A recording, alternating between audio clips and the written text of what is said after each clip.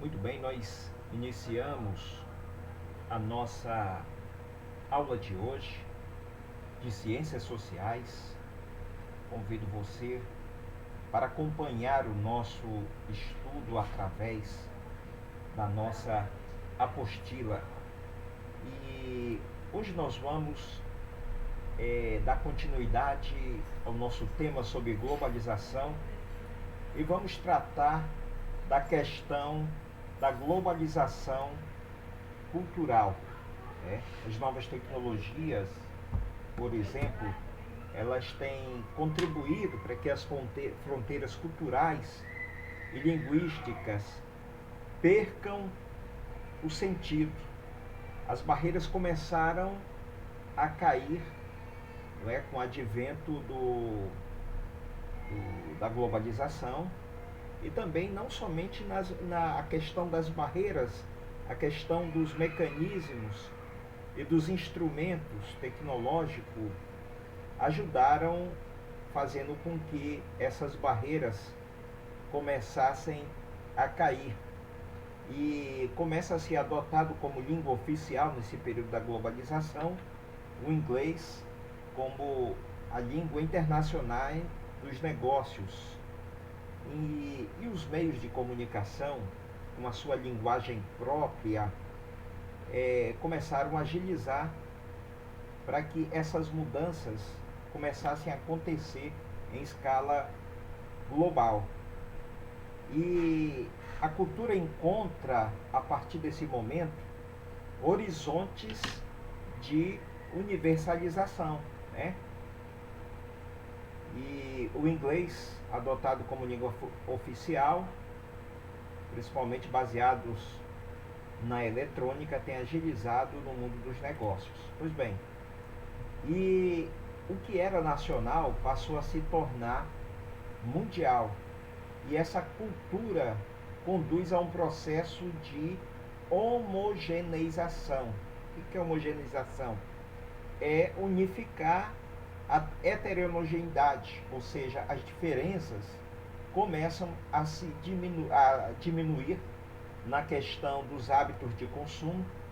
Por exemplo, é possível encontrar em algumas regiões mais remotas da Terra alguém com um iPhone, com um determinado dispositivo eletrônico igual ao que se encontra aqui no Ocidente. Por exemplo, a chamada Primavera Árabe, ela praticamente foi conduzida, através dos movimentos de insurreição, através do smartphone. Então isso acaba resultando em um novo viés cultural, em uma nova dinâmica de relacional, de relacionamentos. Então esses hábitos de consumo, essa não diversidade, mas essa homogeneização dos hábitos de consumo, e faz com que cada vez mais a população mundial ela comece a trabalhar novos modelos de organização de vida, né? Vamos ver aqui algumas dessas características culturais da atualidade. Nós temos, por exemplo, a forte presença da moda, né? A moda tem sido, nesse período, como sempre foi, mas nesse tempo de terceira onda, nesse tempo de globalização, a presença dela tem sido mais presente, né? A presença do efêmero. O que é efêmero? Aquela coisa que passa, né?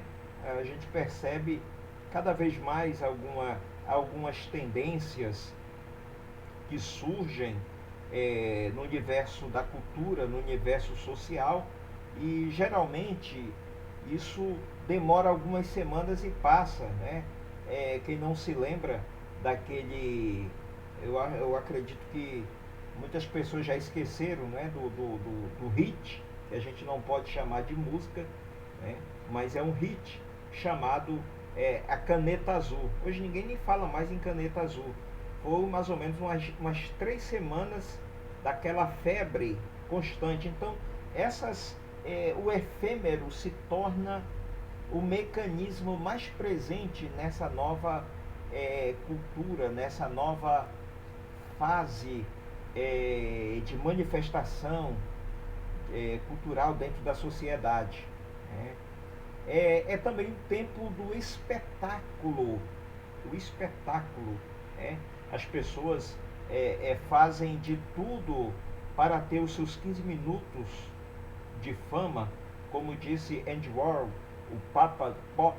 Ele disse que chegaria um tempo em que as pessoas iriam buscar os seus 15 minutos de fama. As pessoas fazem os famosos selfies, né, à beira de um tubarão, próximo de uma roda gigante, em lugares mais inóspitos e perigosos possíveis, no intuito de chamar a atenção. Né? Também nós temos a presença do consumismo. Né? Cada vez mais as pessoas, o descarte e o tempo de vida útil de alguns produtos vai diminuindo à medida que diminui a ansiedade e a vontade dessas pessoas aumentarem cada vez mais o consumo. Né? Um outro viés importante é que a publicidade começa a assumir um papel maior nas práticas culturais. A publicidade praticamente é presente em tudo, desde um perfil que a pessoa posta na internet a qualquer outra coisa que ela resolve fazer a sua manifestação. A publicidade toma um papel fundamental, e não somente nas relações sociais, mas nas relações políticas, nas relações sentimentais, em todo tipo de movimento humano, onde existe a massa humana. A gente percebe que a publicidade toma um aspecto muito importante. No comércio, cada vez maior se faz presente aquela ideia de quem não é visto, não é lembrado. E nesse íntere, a publicidade ela começa a manipular os desejos sem relação com os produtos. Ou seja, ela empurra as pessoas a um determinado consumo em que aquele produto nada tem a ver com aquilo que é realmente a necessidade desta pessoa.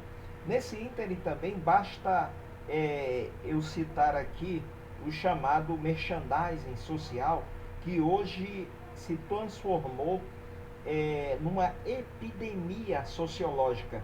Por exemplo, tempos atrás nós vimos alguns produtos famosos de detergente, sabão em pó, vendendo a ideia de uma cultura de ideologia de gênero, ou seja, tentando educar a sociedade, né?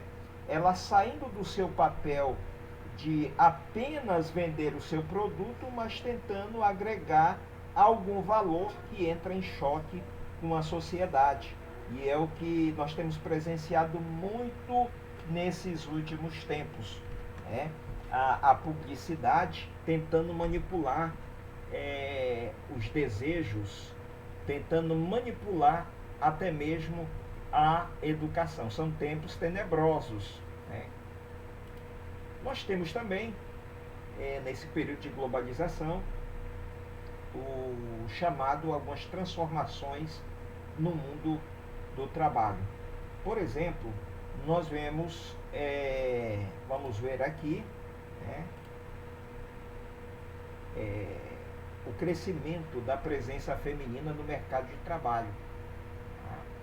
Nós vemos aqui, segundo algumas pesquisas, que entre período, né, isso aqui com certeza já tem pesquisas mais atualizadas, mas o aumento, o incremento de 76%, as mulheres ganhando acima dos homens, né? isso dados do DIEESE. Então, a presença feminina é algo constante e algo que veio para ficar nesse mundo do trabalho. Mas também com isso entra a questão da precarização das relações de trabalho. Algumas coisas começam a acontecer, né? A análise das transformações no mundo do trabalho remonta do início de 1970, quando o modelo fordista de produção começou a apresentar o declínio com a queda da taxa de lucro intensificada pelo aumento de preço da mão de obra e pelas lutas sociais ocorridas nos anos 60. A partir disso, teve início o processo de flexibilização da produção. O toyotismo, modelo de organização da produção, que abrange o sistema just time, o controle da qualidade da produção e a polivalência das tarefas, com a terceirização e a subcontratação de trabalhadores. O que acontece? Nós vemos aqui uma mudança no mundo do trabalho, né? Anteriormente, o modelo fordista, baseado em Henry Ford, né? O criador, o mentor da grande fábrica de veículos, Ford, ele estabeleceu aquele modelo de produção, e isso acabou irradiando no mundo do trabalho. Modelo de produção baseado na divisão do trabalho, cada um na sua caixinha, cada um dentro da sua especificidade, né? E aí, a partir de 1960, ocorre o toyotismo, né? O toyotismo vem da fábrica da Toyota no Japão, que ela começa a entrar com a coisa que chama um novo modelo de organização, numa produção que entra a questão do controle de qualidade da produção. Agora não era apenas produzir, mas saber como esta qualidade pode ser agregada a essa produção. E nessa lida começa a haver uma polivalência de tarefas. Todo mundo trabalha no processo, todo mundo faz parte do processo. O departamentalismo começa a receber um impacto muito forte. O modelo fordista começa a ser diminuído e entra aqui o modelo da multitarefa, e essa multitarefa também ela acaba produzindo uma terceirização do serviço e a subcontratação de trabalhadores. E com isso, essa subcontratação, logicamente, infere-se uma mão de obra mais barata, né? Vamos aqui então, né? Então começa um novo desencaminhamento do processo de da reestruturação produtiva, né? Começa a surgir também um novo modelo de acumulação de riquezas, tá? No qual se excluiu a verticalização da produção, né? Começa a entrar um novo processo de terceirização, como nós já falamos, a subcontratação da mão de obra, né? Depois nós temos aqui nessa nova estrutura onde todos começam a ter acesso às tecnologias, o que torna a concorrência agressiva e avançada. Surge então a necessidade da redução de gastos e de uma gestão mais enxuta. Por fim, os investimentos voltam para as inovações tecnológicas que tenham efeitos racionalizadores, contribuindo consequentemente para o aumento do desemprego. Muito bem, vamos analisar isso aqui, né?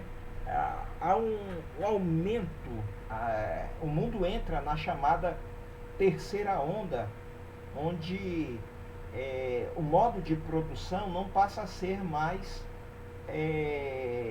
a mão de obra em si, né?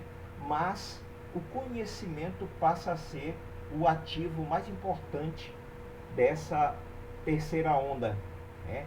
Quem tem conhecimento e ele sobrevive, ele vai a novos caminhos. Os investimentos tecnológicos começam a ter efeitos racionalizadores. E isso aí faz com que aquelas pessoas que não têm qualificação para esse momento tecnológico, elas começam ou a adquirir subempregos ou elas entram no desemprego. Né? E aqui uma observação, que com o advento da terceira revolução industrial e com o crescimento da utilização da internet, a demanda e o fluxo de informações aumentaram exponencialmente. O conhecimento e a prestação de serviços e a mão de obra altamente especializada tornaram-se os novos focos do que hoje chamamos de pós-industrialismo. Veja bem, o que acontece? Nós vivemos numa fase hoje do chamado pós-industrialismo, né? A revolução industrial que começa com a Inglaterra, né? E nós já estamos vivendo, segundo o sociólogo chama, numa fase de pós-industrialismo. Hoje, praticamente, tudo é voltado para a questão da prestação de serviço, quase tudo, né? E com isso cresce essa faixa econômica, essa faixa de empreendedorismo, principalmente na internet. Também nós vemos uma mão de obra altamente especializada, né? Hoje se exige mais, cada vez mais, uma mão de obra especializada.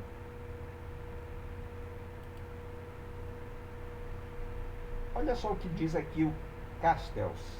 A formação de uma nova estrutura social, caracterizada pela mudança de produtos para serviços e pelo surgimento de profissões administrativas especializadas, fim do emprego rural e industrial e pelo crescente conteúdo de informação do trabalho nas economias avançadas. Então, o que nós podemos traduzir aqui o que Castells relacionou? Ele diz o seguinte, que há um aumento pela prestação de serviços, o desaparecimento de alguns tipos de profissão, como a profissão rural, e o desejo crescente pelo o conteúdo de informações do trabalho.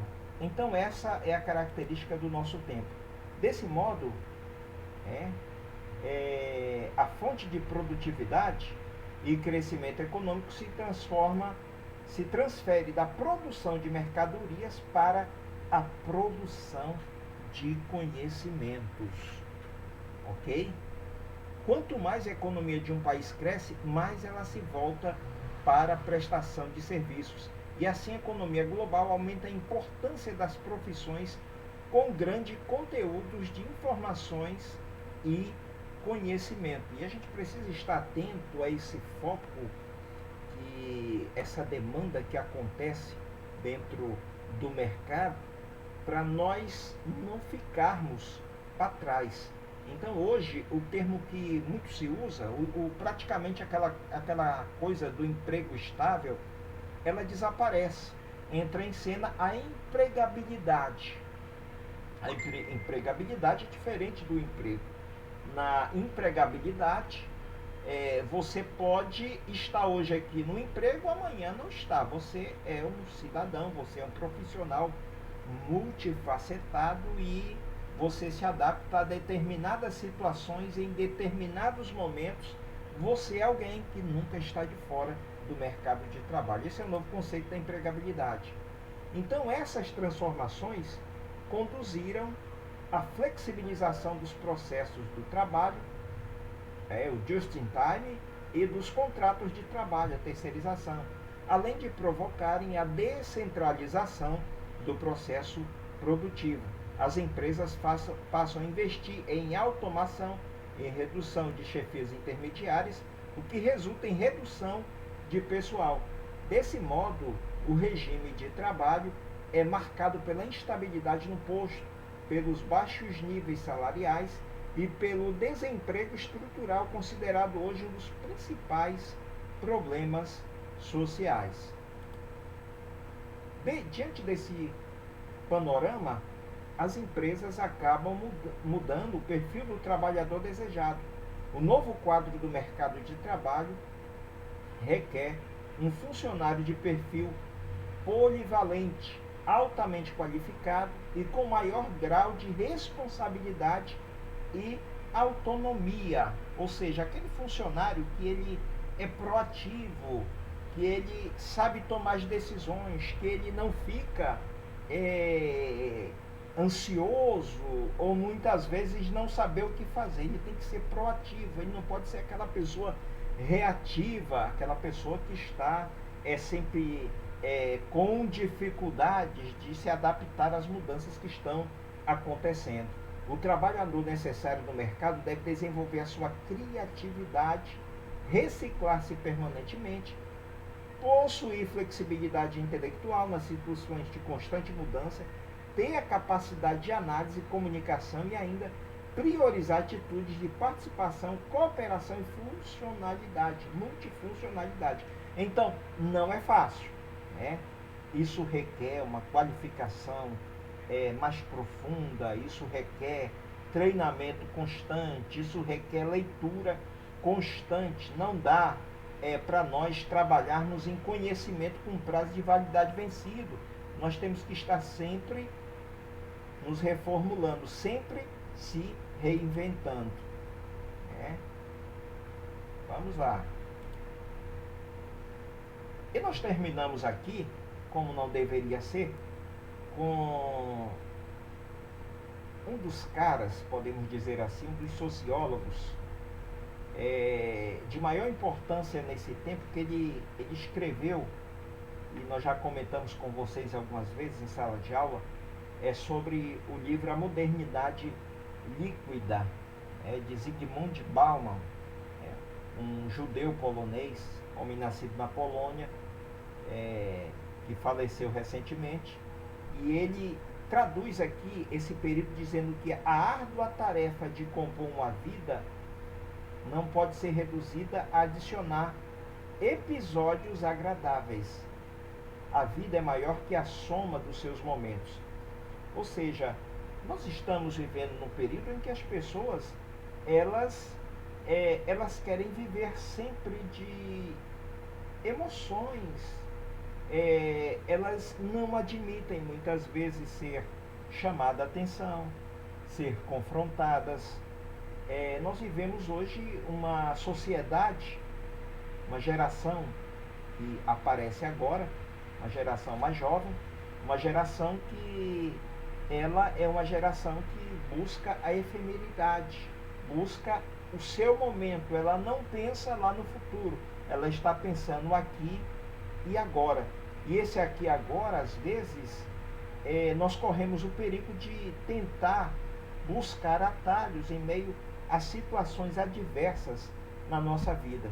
E muitas vezes o atalho, ele é perigoso, até mesmo na tela do computador. Quando a gente observa, às vezes, alguns atalhos dentro de um pendrive, aquele pendrive pode estar contaminado por um cavalo de Troia. Então, traduzindo aqui o que diz Zygmunt Bauman, né? A vida, ela não está reduzida a meros momentos de satisfação. Nós temos momentos de adversidades, e esses momentos de adversidades é que nos ajuda cada vez mais nós crescermos. Fiquem com Deus e até a próxima aula.